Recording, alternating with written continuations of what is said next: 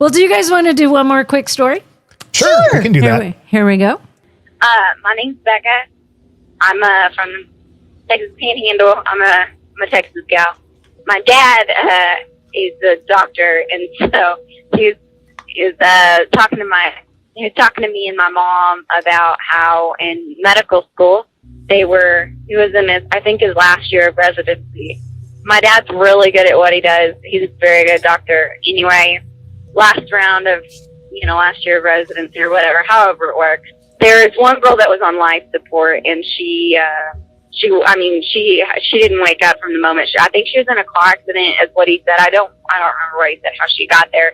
But anyway, completely brain dead, and she'd been brain dead for months. The family was going to finally go ahead and sign the papers and have her taken off life support. So my dad was just making his rounds it was early in the morning, and he walked by her room, just kind of glanced in because, unless the nurse is kind of telling them it's not any big deal, especially if someone's on, life support. But he walked by and he noticed, she wasn't laying down. And so he's freaking out. So he's like, what? And so he takes a couple steps back and he peers back into the room. He kind of lays his head back, his back and kind of peers back in. And she's sitting up and she's looking at him and she's talking. And so my dad, he freaks out, and, he calls the doctors, calls the family, calls the nurses. He steps out of the room to make a phone call. By the time he gets back in there, he turns around, and she's laying back down. Everything's fine. Nothing's going off. And nothing went off when she was sitting up anyway, which my dad said was interesting, too. Yeah, her machine was still in and everything. He almost got kicked out of medical school because he kept fighting with the doctors about it. They said nothing changed. There was nothing on, her EKG or whatever. There's, reports that there's, a way that you can see it or whatever. I don't know how that works. He tried to explain to me. Anyway, nothing was changed. She was brain dead the entire time. But my dad swears she was sitting up, looking right at him and talking to him. Pretty cool story. I thought it was interesting. You have a good day. Bye. I do think that is an interesting story. He's a doctor. And, and she's on life support, and he walks by, glances in the room, and sees her up and talking. That's really strange. And somebody who has such a STEM and scientific background as doctors usually aren't wowed by the fantasy. Does that make sense? Yes, but I also think because we've had so many stories of hospitals and nursing homes and all that, I think even doctors who are scientific-y probably have experienced some paranormal stuff and probably have some belief that, okay, this kind of makes sense. Mm-hmm. Mm-hmm. But I think for him, he's just walking past her room, looks in, it's his patient, and sees her sitting up. She shouldn't be sitting up.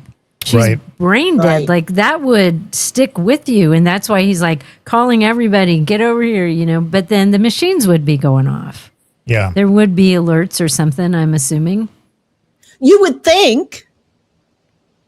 But if this is truly paranormal, and maybe she had some control over her body one last time and came through, maybe it was right before. There's lots of reasons why that could have happened. When my dad was really sick, he was dying, and he was basically in a coma.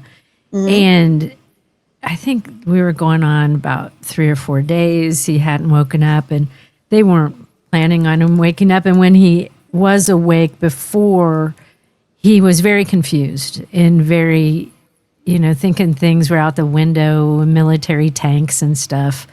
And it was just yeah, Dad, agree. And then one day, after 4 or 5 days, he just woke up. And he looked and talked to each person in the room, asked how the Cubs game was going, because it was on TV, who's ahead. Each person in the room, he had something to say to that person. And then he was awake for maybe 15 minutes, closed his eyes, never woke up again.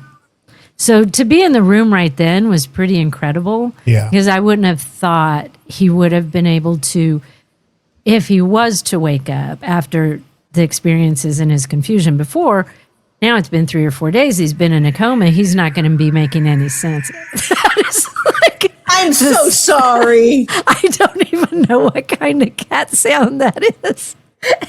That sounded demonic, didn't it, Todd? A little bit. Well, I think she's torturing cats in the background. That's what I think. So sorry. That is Jack. He's back there. Lisa Cat Lady over here Right? torturing cats with her feet or something. If you're not in need now, you will be after living with Lisa.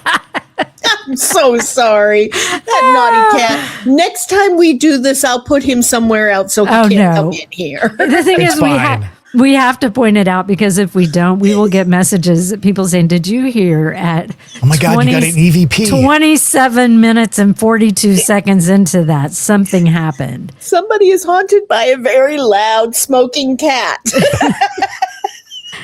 I get those messages from people all the time. Did you hear? I'm so sorry. And then Carol's No. got to say, no, Todd just belched. That's all it was. No, I'm telling this very touching story about my dad, and then I hear his Right. I'm so sorry. I'm sorry. So back to the story about your dad. No, if you hadn't been there in that room at that time. I wouldn't have exactly, because there was a couple people who were not in the room at that time. And so they never got that experience. But everyone who was there, it was really an extremely special thing. And so somebody waking up randomly, that's kind of where I thought that was going to go. But then did she ever wake up? I don't know. Did she wake up for a minute and he actually saw her sitting up and then she laid back down? Or maybe he was seeing her spirit coming out Yeah, of her body. yeah. I mean, it's Right. tough to Yeah. know. Yeah. Yeah. I don't know. I think that's interesting.